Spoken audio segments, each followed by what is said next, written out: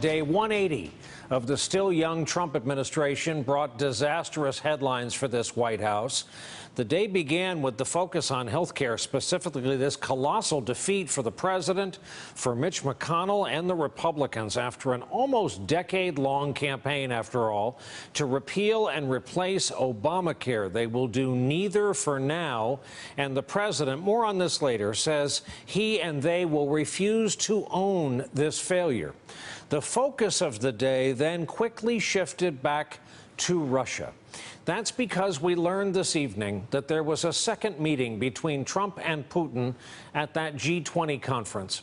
After their formal bilateral meeting, this one, the start of which we were able to see. This was later, after the dinner that night, this dinner for the leaders and their spouses. Why is this important? Well, for a number of reasons. For starters, we weren't told about this second meeting, and we will likely never know what was said. The participants were Donald Trump, Vladimir Putin, and Putin's interpreter. No one else from the American team, according to reports. It's important because Putin interfered in our presidential election. It's important because we are in the midst of a counterintelligence investigation being led by the former director of the FBI into Donald Trump and his people. It's important because the president attends these events to do the people's business, having sworn an oath to preserve, protect, and defend the Constitution of the United States. That's why it's a problem that no one apparently planned to tell us about this meeting, and again, there is no record of it.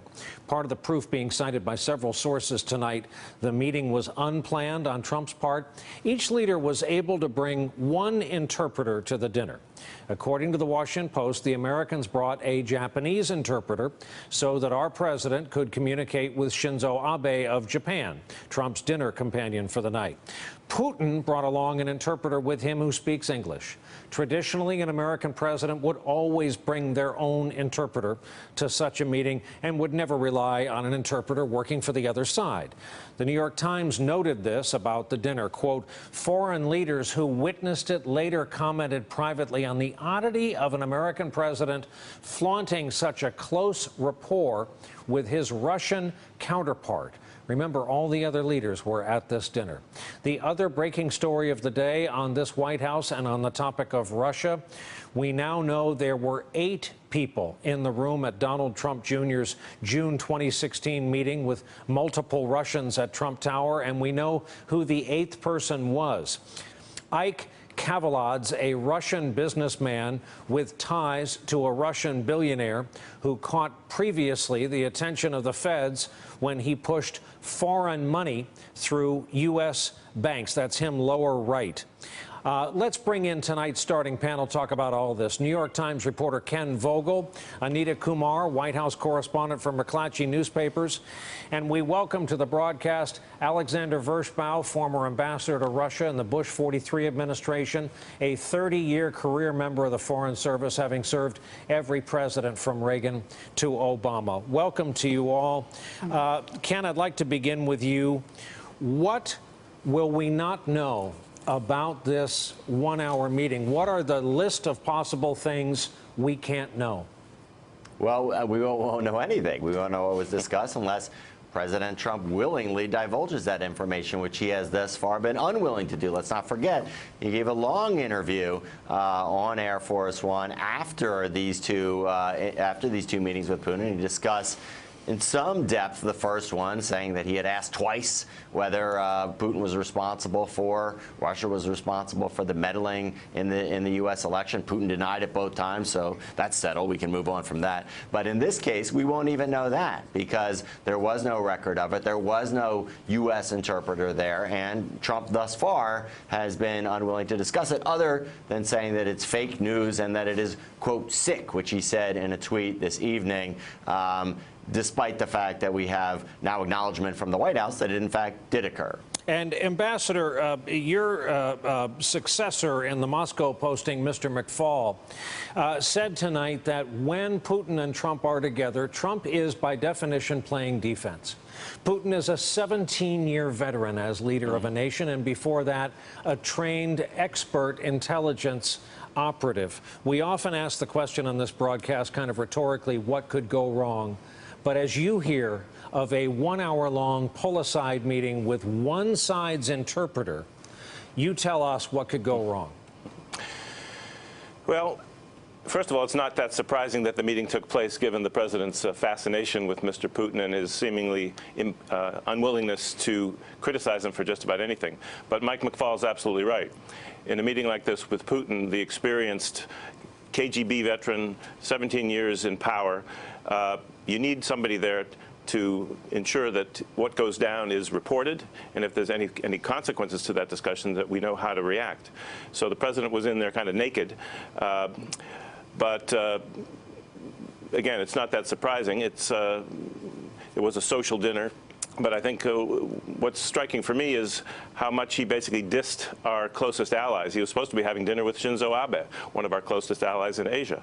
And all the other G20 leaders were gathered around and apparently were kind of creeped out by this very conspicuous side conversation going on between the two leaders. And it was that anger that's the reason we know this story. Again, this story came about because of a robust press corps and some leaks, and not because of an official readout. And Ambassador, a very basic question here: does the fact that this meeting happened at all mean that the president was played, that Putin knew that no one could bring any seconds to this meeting, that he would have virtually unfettered access with his own team's interpreter to the American president? Well, that's hard to say. It may have been the president's initiative to seek out Putin at this so-called social dinner. And so we really don't know what, if anything, was given away. And in fact, it's important to note that despite everybody's suspicions about the president, he so far hasn't given away the store on key issues like Ukraine. He's appointed a very capable diplomat to lead our diplomacy in trying to get the Russians out of eastern Ukraine. And the Russians seem quite fired up with rage about the confiscation of their compounds, diplomatic compounds, and the administration's unwillingness to give them back. So Putin may not actually have felt he got a lot out of all these meetings, except for the most important thing for him: respectability, the sense that he is back, he's accepted, people need to deal with Putin, that you can't isolate Russia, despite the effort of the U.S. and its allies to sanction Russia after its naked aggression against Ukraine. At long last, the very patient Anita Kumar. And Anita, Ken mentioned the president on social media tonight. Here it is. We have two tweets to choose from. Let's see here. Fake news story of a secret dinner with Putin is sick. All G20 leaders and spouses were invited by the Chancellor of Germany. Press knew. No one in no report is alleging the dinner was secret. The fake news is becoming more and more dishonest. Even a dinner arranged for top 20 leaders in Germany is made to look sinister. No, the dinner was covered. Those are the pictures we have of the dinner. Everybody knew it was going on. It was for leaders and their spouses. So again, kind of off the point here, Anita. Right. I mean, definitely the dinner, and these are typical dinners, right? They have dinners for the leaders, their spouses. I think it's even typical that they get up, talk to other leaders and talk to spouses. What's not typical is an hour-long conversation with someone who, you know, is all, you know, is the focus of all this scrutiny here in the United States. The reports show that President Trump actually got up out of his seat to go over to President Putin, who was sitting next to his wife, Melania Trump, the First Lady, and just sat there and talked to them. I mean, it's really, there are so many questions, as you mentioned, but really a lot of this comes down to, again, it's a publicity problem for them. They didn't mention it. Had they mentioned it earlier, it probably wouldn't have been as big of a deal. During the Obama administration, they often mentioned when President Obama talked to President Putin sort of just on the sidelines in a casual way, just because they knew that we were interested in that. It's always of interest. And so they waited to talk about it. They didn't acknowledge it. Actually, it came out earlier today, and I was one of the people, as many other reporters at the White House today were asking them about it. They didn't acknowledge it until 7 p.m. And then they came out with a lengthy statement before the president's tweets that basically explained the situation and then called the entire episode absurd. That, you know, why is this a big deal at all? Anita, all I was going to say was it's a publicity problem unless it's a statecraft problem. Right. I mean, it's... They just, what keeps happening to them is they didn't have a particularly good day, as you mentioned, with health care. But what keeps happening to them is a good day or a bad day. you know, it's the end of the day and something comes out and they are sort of unable to deal with it. Hours later, they deal with it. They are very upset about this. This is what they're outraged, really, that they're saying this isn't even a second meeting. And so there is policy behind it. There is a problem with the meeting and us not knowing what's in the meeting, but there's also a media problem, a publicity problem for them. Hey there, I'm Chris Hayes from MSNBC. Thanks for watching MSNBC on YouTube. If you want to keep up to date with the videos we're putting out, you can click subscribe just below me or click over on this list to see lots of other great videos.